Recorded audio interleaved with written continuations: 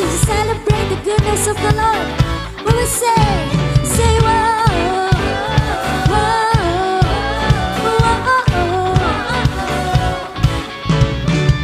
You turn it all around. Where I was hurting, now I'm rejoicing. In your love I'm found, and I have joy. Whoa. You took away my pain. You turned my mourning into dancing. I can smile again, 'cause I have joy. Whoa. Let the celebration begin. Make a joyful noise unto Him. Come on, everybody, let's give Him praise, for He is good. You have given me a joy that won't stop, that will never leave. So I will praise You in gladness, for You are good.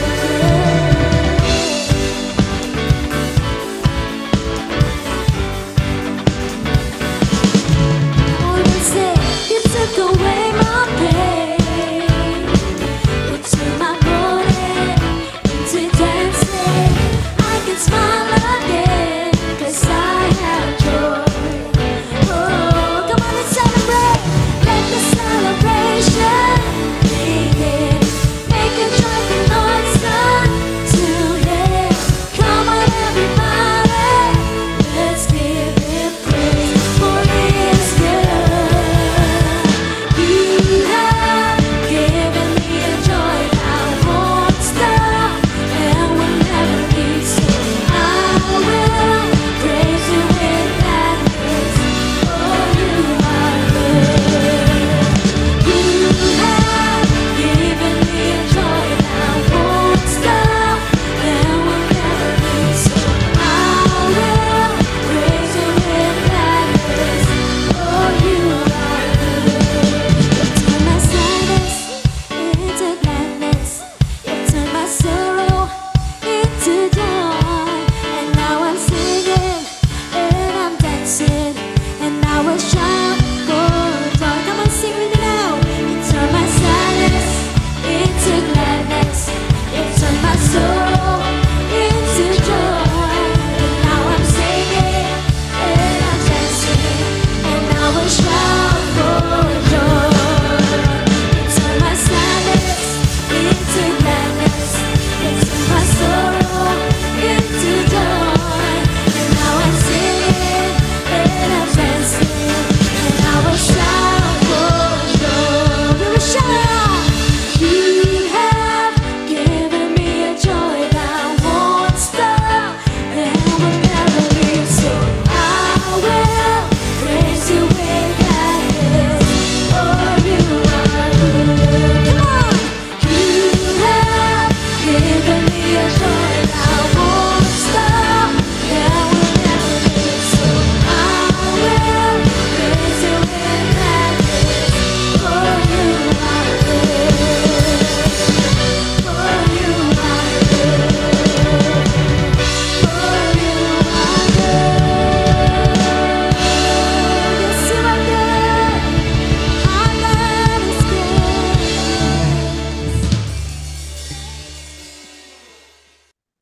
Praise God. Purihin po ang Panginoon. Good morning, good noon, good afternoon, good evening. Nasaan man po kayong panig ng mundo ngayon, gusto ko po kayong batiin ng isang mapagpalang araw ng linggo, and I hope that you are all doing well. Ano man po ang ating mga pinagdadaanan ngayon, whether ikaw po ay nag-aaral, nagtatrabaho, nagninegosyo, nagpapamilya, may binubunong mga problema sa health, sa finances, merong inaayos na problema sa kumpanya. Gusto ko po sabihin sa inyo na mas marami pa rin po tayong mga bagay na dapat pong ipagpasalamat sa ating Panginoon. Welcome po sa ating brand new series for the month of March entitled Brainstorm. Pwede po bang i-type natin sa ating comment section? Brainstorm? Grabe, no? Ito po yung huling buwan para sa unang quarter ng taong pong 2025. January, February, March. Pangatlong buwan na po ng 2025 at ito po syempre brand new month, brand new series po tayo. Yan po ay tinatawag nating brainstorm at yun po yung ating pag-uusapan at sasagutin sa buong buwan po ng Marso. Paano magtatagumpay ang binabagyong isipan? Yan po yung ating pag-uusapan for the whole month of March. It has something to do, our series for the whole month of March has something to do with battle in the brain. Meron pong ongoing po na digmaan sa ating pong isipan 24 hours per day.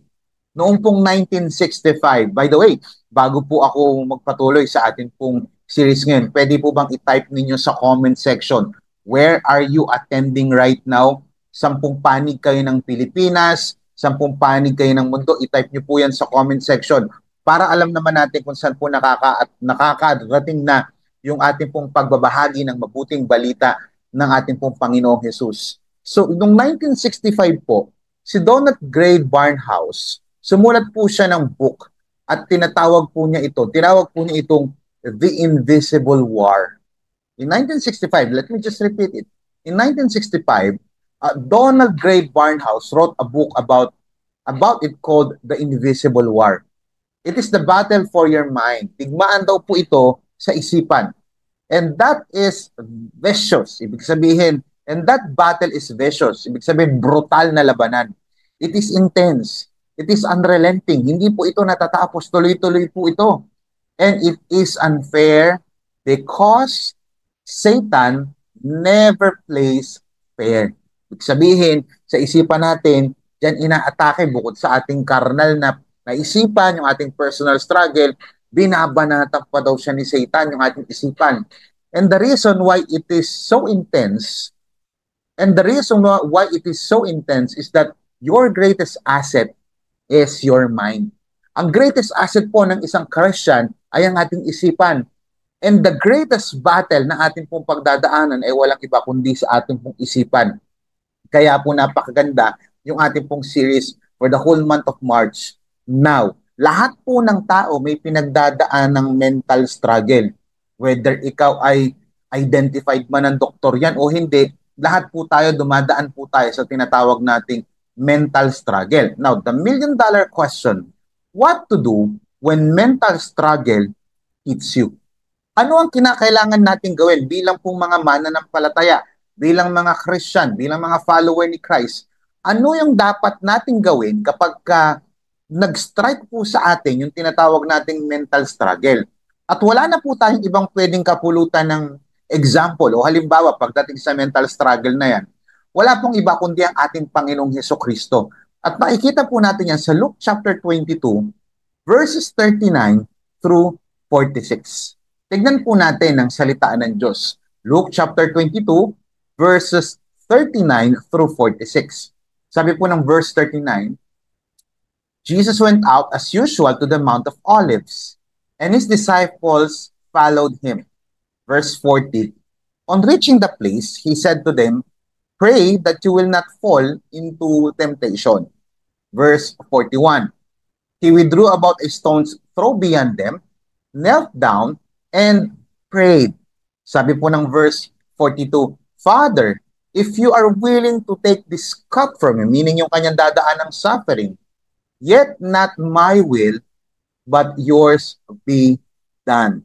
Submit si Lord, kung hindi dahil hindi ko kalooban, kalooban niyo po ang mangyari. Not my will, hindi kalooban ko, kundi kalooban po ninyo. Sabi ng verse 43, an angel from heaven appeared to him and strengthened him. Verse 44, and being in anguish. Sabi po ng Bible, by the way, ang salita pong anguish sa verse 44, ang sinasabi po niyan sa salitang Greek ay agonia. Pag sinabi pong agonia, ibig sabihin po niyan ay severe mental struggles and emotions. Matinding struggle. Kaya di ba sabi ko kanina, lahat tayo may pinagdadaan ng mental struggle. Ganon din si Jesus Christ nung siya po ay nagsakatawan tao. Sabi ng Bible, agonia, yung anguish na yan, severe mental struggle and emotions. He prayed more earnestly, and his sweat was like drops of blood falling into the ground. Verse 45 says, when he rose from prayer and went back to the disciples, He found them asleep, exhausted from sorrow. Verse 46, "Why are you sleeping?" He asked them. "Get up and pray so that you will not fall into temptation." Yan po, purihin po ang Panginoon sa pagkakabasa ng kanyang salita. Ito po yung panahon na si Jesus Christ ay nanalangin sapagkat malapit na po siyang i-crucify. Malapit na po niyang danasin ang kalooban ng Ama na kung saan siya po ay mamamatay sa krus para tubusin at iligtas ang sangsinukob. Siyempre, yung mga mananampalataya kay Lord ay maliligtas at yung mga hindi mananampalataya kay Lord, hindi po sila maliligtas. Now, tingnan natin saglit sa English, is English Bible sa verse 44. Sabi ng verse 44, Jesus began to have troubles in his mind. Nagkaroon po siya ng agoniya, yung anguish, meaning meron pong mental struggle by this time si Jesus Christ. Meron siyang emotional struggle. Indeed, ano pwede natin makita dito? Sa totoo lang po, ang mental struggle, part po yan ng ating buhay. Why? Because even Jesus experienced yung tinatawag po nating agony o mental struggle. Ulitin ko, ang mental struggle, part po siya ng buhay, and even Jesus himself experienced it. Severe pa nga yung sinasabi, agoniya, severe mental struggle and emotions. But ang crucial dito is kung ano yung next move niya the moment na tamaan siya ng agoniya. For Jesus, ang kanyang ginawa ay nanalangin. Pwede bang i-type natin sa ating comment section? Pray. Ang sabi po ni S.D. Gordon, sabi niya, the great people of the earth today are the people who pray, not those who talk about prayer. Ang mga great people daw po ngayon, yung mga tao pong nananalangin. Hindi po yung nagkikwento o nagsasalita patungkol lamang sa prayer. Magkaiba po kasi yung gumagawa ng panalangin sa sinasabing mag-pray kayo. Now, today po, napakaganda ng pag-uusapan natin for our March series, yung ating pinakaunang-unang topic. Join me po in our topic entitled Battle of the Brain. Can you type that in the chat? Battle of the Brain. Now, the million-dollar question na sasagutin natin at baka ito yung pinagdadaanan mo sa mga panahong ito. How to pray like Jesus when mental struggle hits you? Paano manalangin kagaya ni Jesus kapag dumadaan tayo sa mental struggle?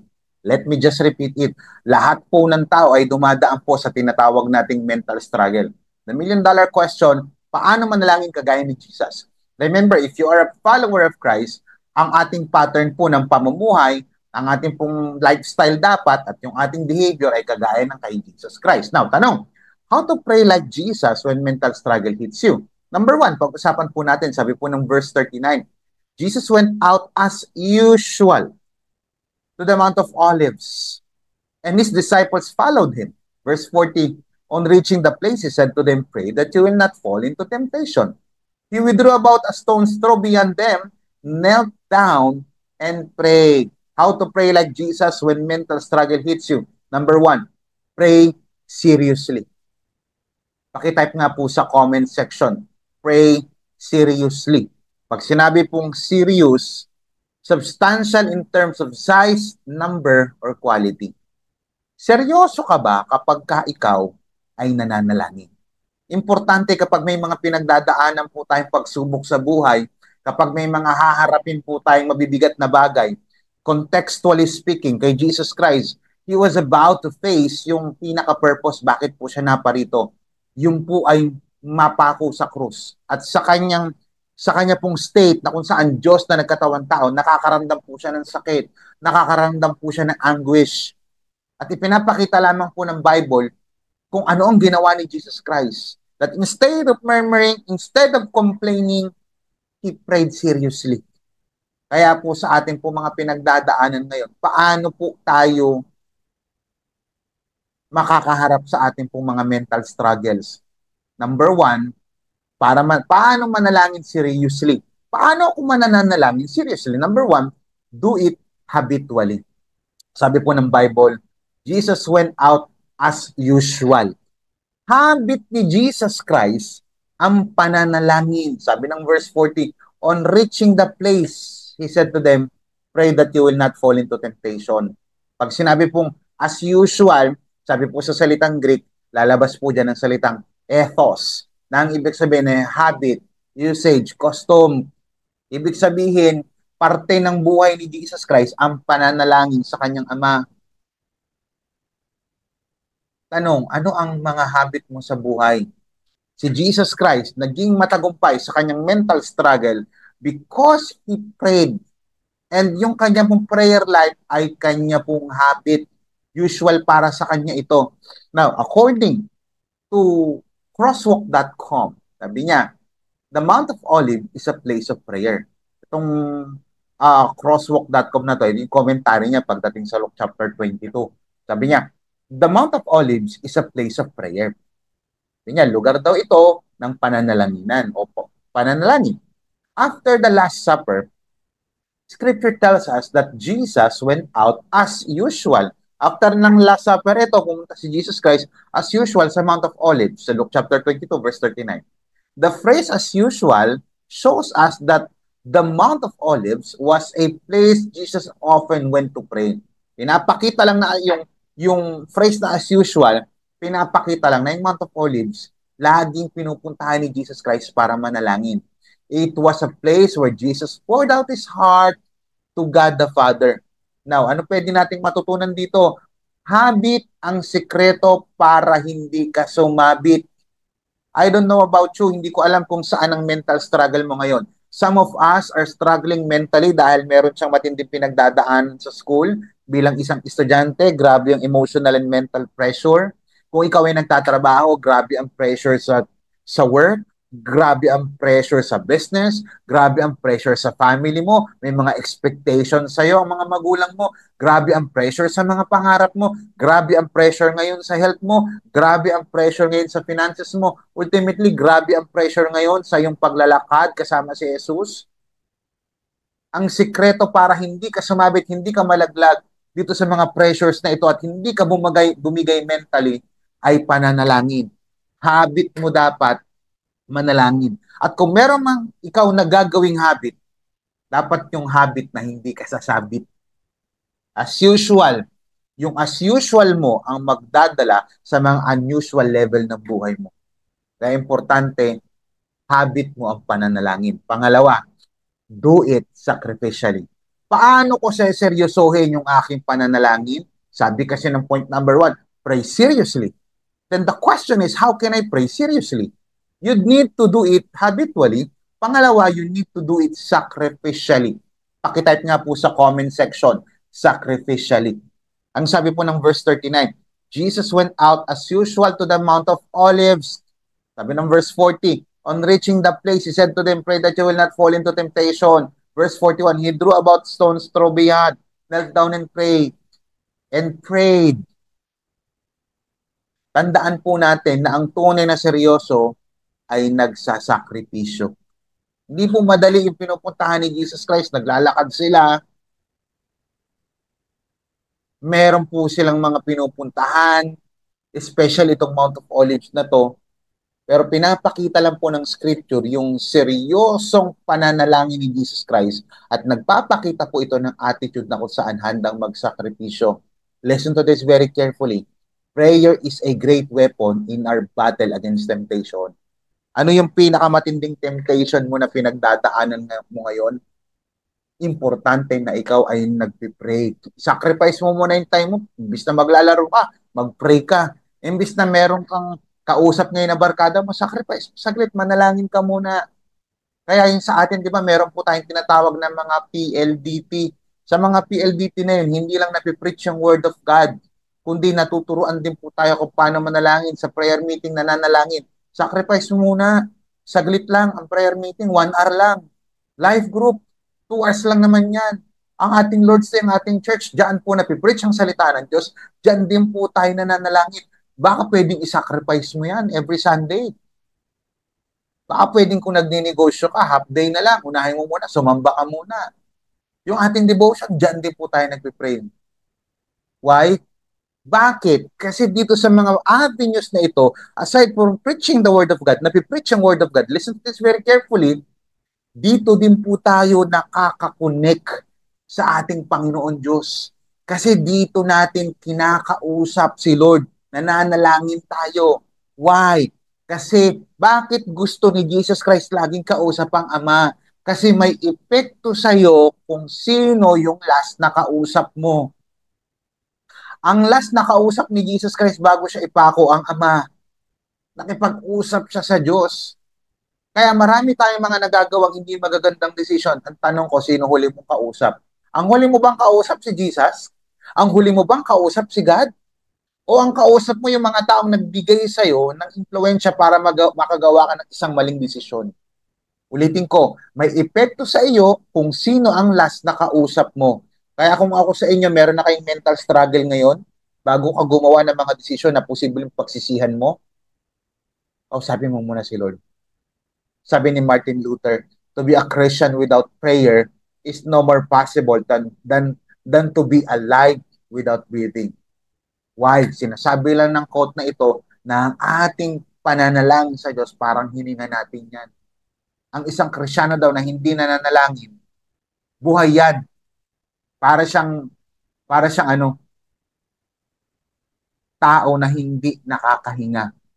Anitin ko, to be a Christian without prayer is no more possible than to be alive without breathing. Para ka ng dead man walking. Para kang taong naglalakad pero wala ng buhay. Kaya ang isang Christian dapat seryosong nananalangin. Palakpakan po natin ang ating Panginoon. Pangalawa, sabi po ng verse 41, he withdrew about a stone's throw beyond them, knelt down and prayed. Verse 42, Father, if you are willing to take this cup from me, yet not my will, but yours be done. Sabi ng verse 43, and the angel from heaven appeared to him and strengthened him. Una, pray seriously. Paano how to pray? Like Jesus, when mental struggle hits you, number one, pray seriously. Why? Because serious battle demands serious prayer. Kapag ka seryoso na talaga yung pinagdadaanan mo sa health, sa kalusugan mo, sa finances mo, sa relationship mo, wag na wag mong hindi siseryosohin ng panalangin. Because serious battle demands serious prayer. Pangalawa, pray submissively. Ano pwede natin makikita dito? Una, pray seriously. Pangalawa, pray submissively. Why? Because submission reveals your character. Sa pagsasubmit daw, doon nakikita yung tunay mong karakter. Sabi ng verse 42, Father, if you are willing, take this cup from me. Yet not my will, but yours be done. Mga kapatid, gusto ko pong sabihin sa inyo, sa mga pinagdadaanan po natin, whether ikaw ay estudyante, nagtatrabaho, nagninegosyo, sa pamilya mo, sa kalusugan mo, sa mga pangarap mo, sa finances mo, sa health mo, gusto ko pong sabihin sa iyo, even sa relationship natin sa Diyos, submission reveals your character kasi ang panalangin po ay hindi para ipilit ang gusto mo, kundi para magpailalim sa gusto ng Diyos. Why? Because prayer should always be our prayer should always be according to God's will, not your own will. Kasi marami po tayong mga kanya-kanya po tayong panalangin. Gusto ko ng ganito, gusto ko ng ganyan, ito gusto kong manyari. Tila baga ginagawa natin genie or waiter si Lord. Remember this, our God is not a genie. Our God is not a waiter na kapag meron ka lang kailangan, kung kailan heartbroken ka, doon ka lang tatawag. Kung kailan may matindi kang problema, doon ka lang lalapit. Now, don't get me wrong, dapat naman talaga lumalapit tayo sa Kanya. Pero yung iba po kasi sa atin, lumalapit lang kay Lord kapag bad na ang situation. Hindi ba pwedeng kahit good ang situation, lalapit ka pa rin kay Lord, magsasubmit ka pa rin sa Kanya? Ulitin ko po, ang panalangin ay hindi para ipilit yung gusto mo. Huwag mong ipilit yung gusto mo kung hindi naman ito kalooban ng ating Panginoon. Pag hindi okay kay Lord, huwag mong ipipilit, masasaktan ka lang. Di ba, Pastor, kapag ka sumunod kay Lord, nasasaktan din? Pakinggan maigi. Sumunod ka man kay Lord, whether you obey God or not, dadaan po tayo sa painful situation. Pero ang maganda kapag ka sumunod ka kay Lord, kahit masaktan ka, it will bring glory to Him and it will be a good result. Magkakaroon to ng something good na resulta sa buhay mo. Kaya kung ako po sa inyo, susunod ako sa Panginoon. Mananalangin ka na kung saan, Father, if you are willing, take this cup from me. Yet not my will, but yours be done. When you pray, nagpapakita po ito ng ating karakter. Ano man ang pinapanalangin mo ngayon, dapat at the end of the day, Lord, kung ano po kalooban niya, yung pa rin ang maganap. Kasi hindi ko po pwedeng ipilit ang gusto ko kasi your plans are greater than mine.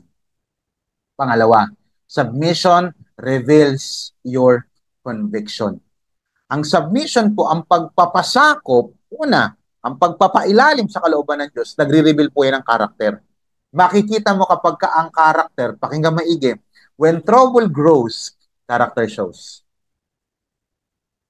Paano mo malalaman kapag ka okay na yung humility niyan? Padaanin mo sa mayayabang na tao kung magpapakumbaba siya o makikipagmataasan din siya. Paano mo malalaman kung tunay na nagmamahal yan? Kung meron na siyang karakter na nagmamahal? Masarap dalhin yan. Tama naman, masarap mahalin yung mga taong mahal ka rin. Pero para makita mo kung tunay na nagmamahal ang isang Christian, dali mo yan sa mga hindi ka mahal-mahal na tao. Paano mo malalaman na marunong na magpatawad dyan? Dali mo yan sa kung saan nakasakit sa kanya. When trouble grows, character shows. Tandaan ninyo, paano mo malaman kung okay na ang karakter ng isang Christian o ng isang tao? Padaanin mo yan sa pressure. Padaanin mo yan sa matinding trouble. Kasi ang trouble ang magpapakita kung anong klaseng karakter meron ka. Ulitin ko po, ang effective na prayer ay hindi pinipilit, hindi pamimilit sa Diyos, kundi pag-submit sa Diyos. Pangalawa, submission reveals your conviction. Sabi ng verse 42, Father, if you are willing, take this cup from me. Yet not my will, but yours be done. Pinag-uusapan dito between your will and God's will. Yung cup po na binabanggit dito ni Jesus Christ, sabi niya, if you're willing, take this cup from me. Itong cup po dito, in sinasabi po diyan ni Jesus Christ, ibig sabihin po niyan, ito yung suffering and crucifixion and even death na haharapin niya. Ulitin ko, para mas malinaw. Take this cup. Yung cup po dyan, patungkol po yan sa suffering, sa dadanasing paghihirap ni Jesus Christ, crucifixion, yung pagpapapako sa krus, at even kamatayan na haharapin niya. Ang masakit dito, mga kapatid, ito yung will ng Ama na dapat niyang harapin. Pero ang makikita natin dito, kahit alam ni Jesus Christ na masakit yung kanyang dadanasin, yun pa rin ang pinili ni Jesus Christ dahil yun yung tama. Yun ang conviction niya.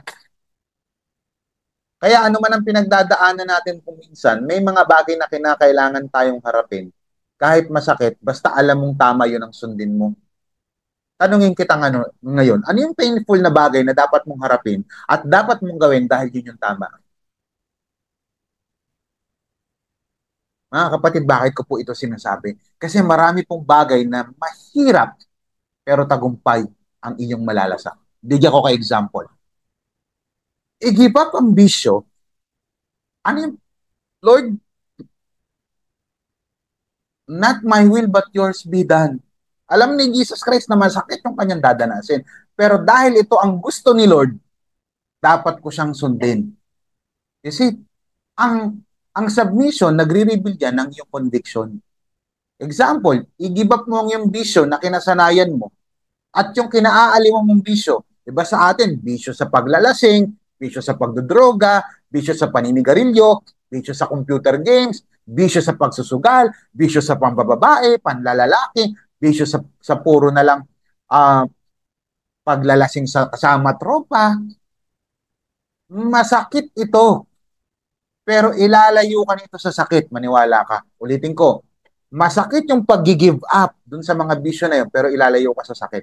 At ilalayo ka sa kapahamakan.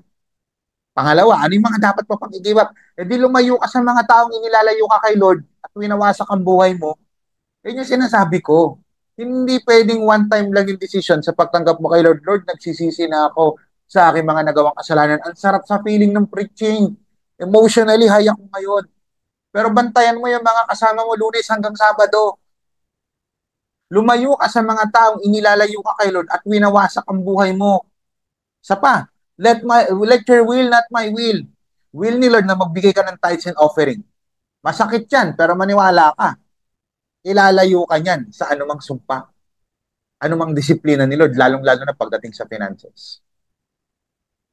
Ang tanong, handa ka bang tanggapin yung crucifixion? Si Jesus Christ, metaphorically speaking, handa ka bang tanggapin yung crucifixion para maranasan mo yung resurrection? Nung tinanggap ni Jesus Christ, ito kalooban ng Ama, gagawin ko to. I am willing to face crucifixion and then later on, I'm gonna experience resurrection. Hindi mo pwedeng maranasan ang pagpapala kung ayaw mo ilalim sa kalooban ng Diyos. One more thing pansinin niyo itong maigi. Bago dumating yung strength sa kanya, yung lakas sa verse 43. Sabi ng Bible, di ba sa verse 43, and an angel from heaven appeared to him and strengthened him. Bago dumating yung verse 43, may verse 42 muna. Bago dumating sa verse 43 yung nagpalakas na anghel sa kanya, may verse 42 muna, may submission muna na naganap. So pakinggan maigi, ano pwede natin matutunan dito? Magpapadala si Lord na magpapalakas sa'yo kapag ka magpapadala ka sa kalooban niya. Ang tanong, willing ka bang mag-submit sa kalooban ng Diyos? Learn to pray submissively. Lord, kung hindi mo kalooban yung lalaking ito, ay layo mo siya sa akin. O lalayo ako sa kanya. Lord, kung hindi mo kalooban itong trabahong ito sa akin, Lord, hindi ko po ito kukunin. Kung hindi mo kalooban yung course na to, kung hindi mo kalooban yung business opportunity, o yung pagkakaperahan na to, kung hindi mo kalooban itong pupuntahan ko, Lord, sabihin mo sa akin ngayon, hindi ako pupunta dyan. At doon ka lalakas. Give up your will if it is against God's will. God's will. Let me just repeat it. Give up your will if it is against God's will. Sabi ng verse 42, Father, if you are willing to take this cup from me, yet not my will, but yours be done. And an angel from heaven, bago dumating yung kalakasan, nag-submit muna siya sa Ama. An angel from heaven appeared to him and strengthened him. Tandaan, ang pinagtatagumpay ni Lord ay yung may not my will, but yours be done na attitude. Palakpakan po natin ang ating Panginoon. I am one who gives but never to Him. Alam ko yung pakiramdam ng naghihirap at walang-wala. At kahit nun pa, ako yung sidasal nangingilagi kay Lord. From the time na naghirap ako up to the time na nagkaroon ako, I learned the value of being generous. But I never gave back to the Lord. Kaya manlibre sa kasama sa opisina, pero ako yung laging nakakalimot na magbigay para kay Lord. Then, until I read Malachi 3 verse 10, bring the whole tithe into the storehouse, that there may be flood in my house. Test me in this, says the Lord Almighty, and see if I will not throw open the floodgates of heaven and pour out so much blessing that there will not be room enough to store it. I never tested the Lord. Takot ako eh. Pero na-realize ko kung paano ako mabuhay. Tinetest ko pala siya unconsciously. Then, I accepted Jesus Christ as my Lord and Savior. I started giving what is for God. And He gave back blessing na money and wealth could never buy. Great friends who corrected me, guide me, and walk through me with this journey. Ang hirap kaya makisama, magpakulkul sa iba just to please them. But God gave me the great company and community where I don't even need to impress them. They walk with me in my journey towards God, helping me become more like a son to Him. To God be all the glory. Thank you.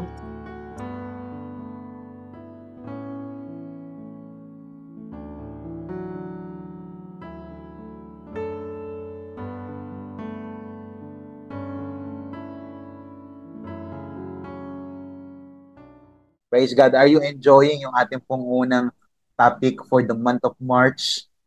How to pray like Jesus when mental struggle hits you? Si Jesus Christ may mental struggle, may agonia. Ikaw may mental struggle ka rin. Ngayon, ano yung matututunan natin sa buhay ni Jesus Christ? Number one, Jesus prayed seriously. Pangalawa, Jesus prayed submissively. Pangatlo, pray strongly. Sabi po ng verse 44, Jesus began to have troubles in his mind, agonia. He prayed again even more strongly. Pakita po sa comment section, strongly. His sweat, yung kanya pong pawis, became like blood. Hindi naging dugo, naging parang dugo. And fell into the ground. Sabi ng Easy English Bible, pray strongly. Hindi lang seriously, hindi lang submissively, kundi strongly. Strongly, ibig sabihin po niyan, to a great degree or extent. Kung malalim na, mas laliman mo pa. Kung malakas na, mas lakasan mo pa. Yan ibig sabihin ng strongly. So, kung malalim na yung prayer life mo, dapat mas laliman mo pa. Kung malalim na yung pagtitiwala mo sa Diyos, dapat mas laliman mo pa. Ano ang sangkap nitong pray strongly? Number one, more prayer. Yan ang ibig sabihin niyan. Jesus began to have troubles in his mind. He prayed again. Nanalangin pa ulit. Ang malupit, he even prayed even more strongly. Ang lakas na ng prayer niya, nilakasan pa niya. Kumbaga parang ganito, level 10 na, ginawa pang level 20. So ano pwede nating matutunan dito, brothers and sisters? I want you to hear this very carefully. Listen to this very carefully. Kapag may agony, ang solusyon ay more, hindi less. Let me just repeat it. Kapag may agony tayong pinagdadaanan sa school, sa career, sa business, sa family, sa health, sa pangarap mo, sa finances mo, and even sa spiritual life mo, ang solusyon, more prayer, hindi less prayer. Ang marami po kasi sa atin, pambihira, antindi na nga ng pinagdadaanan sa eskwelahan, antindi na nga ng pinagdadaanan sa family, antindi na nga ng pinagdadaanan sa finances, sa kanyang kalusugan, antindi na nga ng kanyang pinagdadaanan sa buhay ngayon, hindi pa mananalangin. Ang sabi ng Bible, Jesus Christ, He prayed again even more strongly. Kaya kapag matindi ang struggle na pinagdadaanan mo, the answer is more prayer, not less prayer. Ulitin ko, kapag matindi ang struggle, more prayer. Pakitype sa comment section, more prayer. More prayer, hindi more travel. More prayer, hindi more kain. More prayer, hindi more mobile legends o computer games. More prayer, hindi more jowa. Dapat more Jesus, dapat more devotion, more mentoring, more church, more life group, more giving, more praising, more worship, more faith. Hindi ko sinabing masama mag-travel, hindi ko sinabing masama kumain. Ang problema kasi sa atin, kapag matindi pinagdadaanan, imbis na mag-pray, stress eater. Kaya sobrang lobo na ng katawan. Why? Kasi imbis na manalangin, imbis na mag-focus sa panalangin, nag-focus sa pagkain lang ng pagkain. Let me just clarify it. Pag kumain kayo, walang masama, lalong-lalo na yung mga healthy foods. Pero hindi masasolve ang problema mo kung kain ka lang ng kain. Hindi masasolve ang problema mo kung travel ka lang ng travel. Hindi masasolve ang problema mo kung games ka lang ng games. Hindi masasolve ang problema mo kung papalit-palit ka ng jowa. Hindi masasolve ang problema mo kapag alis ka lang ng alis sa bahay, pero hindi mo hinihit at ginagawa hindi mo hinaharap ang tunay na issue. Harapin ang problema sa pamamagitan ng more prayer. More Jesus dapat. Come on, type nga sa comment section, more Jesus. More Jesus. Pag may problema ka, lalo kang lumapit sa Diyos. Kapag may problema ka, lalo kang mag-devotion. Kapag may problema ka, lalo kang makipag-usap kay pastor, kay pastora, sa coach, sa mentor mo, sa mga kapatid mo sa pananampalataya. Kapag may problema ka, lalo kang mag-church. Hindi yung may problema, hindi mo na mag-church. Dapat nga lalo kang mag-church eh. The more na may problema, the more ako magla-live group, di ako papapigil. The more ako may problema, lalo ako magbibigay. The more ako may problema, the more ako magpipraise and worship. Mas matindi ang struggle, mas dadagdagan ko ang panalangin ko at pananampalataya ko. Come on, type that in the chat. Lagyan nyo ng intensity. More. More prayer, more Jesus, more devotion, more mentoring, more prayer meeting. Sabi ni E.M. Bounds, huwag natin kakalimutan. More prayer, more power. Less prayer, less power. Palakpakan natin ang ating Panginoon. So, ano yung ibig sabihin ng pray strongly? More prayer dapat, hindi less prayer. Pangalawa, modified prayer. More prayer, pangalawa, modified prayer. Pag sinabing modify, do it in a way that is different from the norm.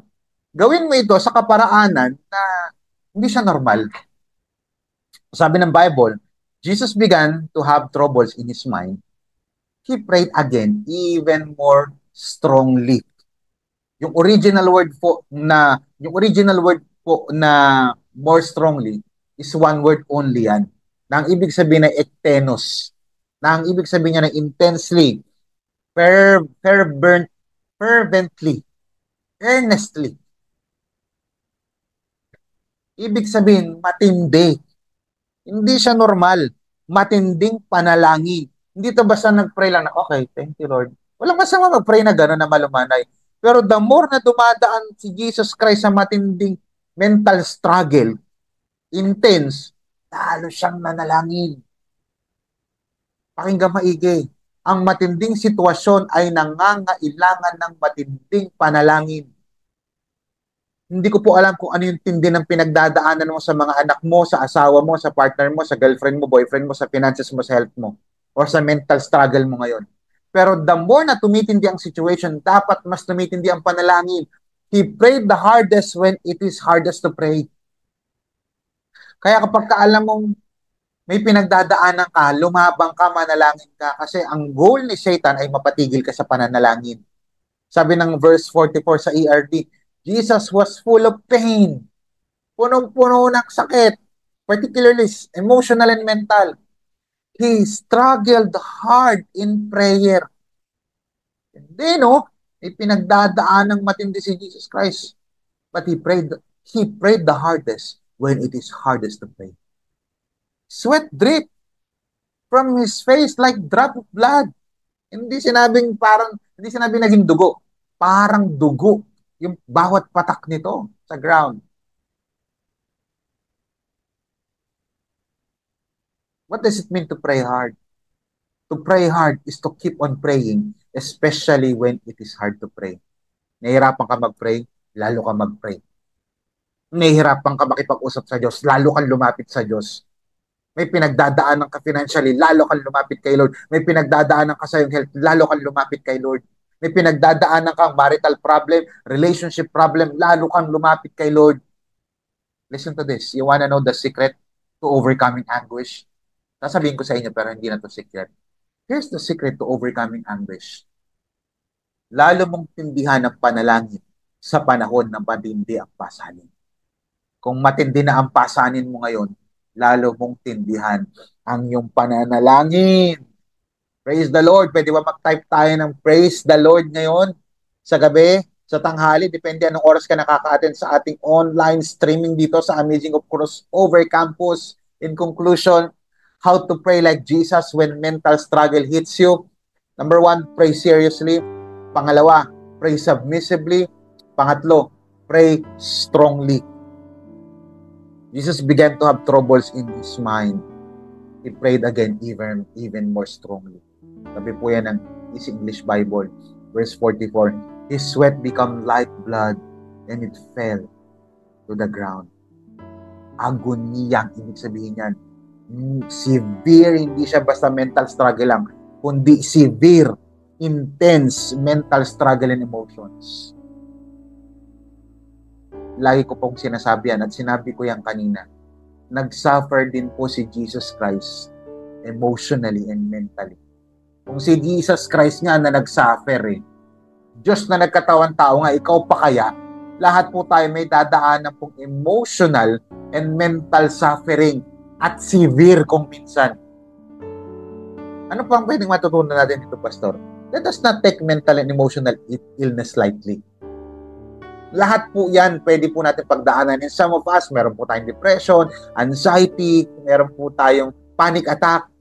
Dumadaan po tayong lahat dyan. Christian ka man o hindi, lahat tayo posibleng dumaan dyan. Kaya don't take mental and emotional illness lightly. But listen to this. But we can trust God seriously. Pwede mong pagkatiwala ng ating Panginoon. Lalo kang lumapit sa ating Panginoon Diyos. Sa totoo lang, painful po yan. Masakit po ang agony. At yung agony na yan, it can lead to sin. Dahil sa tindi ng pinagdadaanan natin, pwede tayong magkasala. Pero si Jesus Christ, sa tindi ng kanyang pinagdadaanan, imbis na magkasala, nalugod niya ang Ama, na-glorify niya ang Ama sa pamamagitan ng pagsunod at pagsasubmit sa kalooban ng Ama. Tanungin kita, sa painful situation na dinadaanan mo ngayon, sa agony na dinadaanan, naglilid ba to sa pagkakasala o naglilid ito sa pag-glorify kay God? Sabi po ng verse 45, when he rose from prayer and went back to the disciples, he found them asleep. Bumalik siya, kasama niya ang mga disciple. Iwan ko kayo dyan ha, watch and pray ha. Ako magpipray ako. Pagbalik, imagine niyo, he found them asleep, tulog, exhausted from sorrow. Napagod din. Dahil sa sorrow na kanila rin pinagdadaanan. Tinanong sila ni Jesus Christ, why are you sleeping? He asked them, magsitayo nga or get up. Hindi lang basta tayo, get up and pray so that you will not fall into temptation. Mga kapatid, sa mga may pinagdadaanan pong matindi ngayon, hindi mo masama ang mag-relax lalo na kapag po tayo ay nai-stress. Ang masama lang po kasi, yung sa kabila po ng digmaan at battle na pinagdadaanan natin, nagre-relax tayo. Ulitin ko, hindi masamang mag-relax lalo na kapag ka-stress ka. Ang masama ay mag-relax habang may battle tayong pinagdadaanan.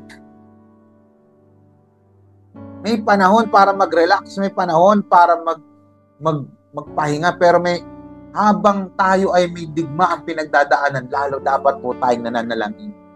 Madami na ang bumagsak dahil natutulog habang may laban. Kaya marami nang bumagsak. Imagine mo, sa school, bakit bumagsak? Natutulog habang nagtuturo yung teacher, natutulog. Hindi nag-review, tulog lang ginawa. Nung exam, natulog. Tawag nila dyan, di ba? Natutulog ka sa pansitan, kaya ka bumagsak. Madami ang bumagsak dahil natutulog habang may laban. Huwag kang magre-relax kapag may battle. Laban. Wants to become an overcomer today, mga kapatid. Simple lang. Get up and call upon the name of the Lord.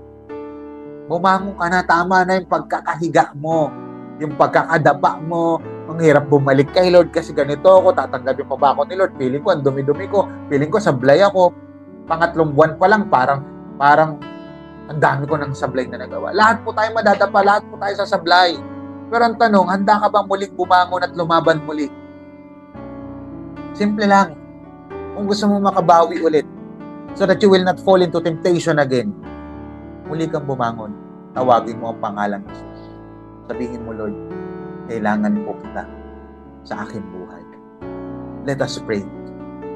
Father, in the name of Jesus, we are praying right now for revival sa tao pong bumagsak ngayon. Sa taong minsan na may pinagdadaan ng problema at hindi niya po ito nakayanan, bumagsak po siya sa temptation. Bumagsak po siya sa isang pagkakasala na hindi ka po natutuwa o hindi mo ikinatutuwa ngayon. Lord, I pray that you forgive that person. Kung ikaw yung taong yun, na bumagsak ka, dahil sa painful situation mo, nagkasala ka, sabihin mo sa Panginoon, Lord, I am asking forgiveness. Humihingi po ako ng tawad. And starting today, Lord, tulungan niyo po ako na makabalik sa paglilingkod sa inyo. Father, forgive me. Kung hindi po ako nag-seryoso, nag-submit, at hindi ako nagpalakas sa inyo. Father, I ask forgiveness. At kung ikaw naman yung taong yan na ngayon, ay yan ang iyong hiling. Dalangin ko ang revival sa iyong buhay. Dalangin ko ang restoration at provision ni Lord sa iyong buhay. At kung ikaw naman ngayon ay may pinagdadaan ng at you need healing right now, Father, in the name of Jesus, I pray for healing for that specific person. Kapatid, merong kaayusan kapag ikaw ay nagsuko ng buhay sa ating Panginoon. Kung ikaw naman ay first time mo or matagal ka nang nakikinig pero hindi mo pa nasusuko ang buhay mo kay Jesus Christ, kapatid, it's not about religion, it's about our personal relationship with Jesus. Why don't you consider surrendering your life right now to Jesus? Sabihin mo lang, Lord, I surrender my life to you. I admit that I'm a sinner. I cannot save myself. I admit that I'm a sinner. I am not worthy of heaven. I admit that I'm a sinner. And I admit that I am in need of a Savior. And that is you, Jesus. Starting today, I am putting my faith in your finished work on the cross. Hindi pala ako papasok ng langit kasi mabait ako. Papasok ako ng langit kasi sa ginawa mo. At nananampalataya ako doon sa ginawa mo sa cross, hindi sa mabuting gawa ko. And starting today, help me to follow you. And starting today, Lord, ikaw ang aking sasambahin at ang aking susundan at paglilingkuran. Maraming salamat po, Panginoon Diyos. Ito po ang aming dalangin sa pangalan ni Jesus. Amen and amen. Palakpakan po natin ang ating Panginoon. Salamat po sa inyong pakikinig. See you again next week sa second installment po ng ating brand new series for the month of March entitled Brainstorm. Paano mapagtatagumpayan ang binabagyong isipan. This is Pastor Paul of Amazing of Crossover Campus. God bless. See you next week.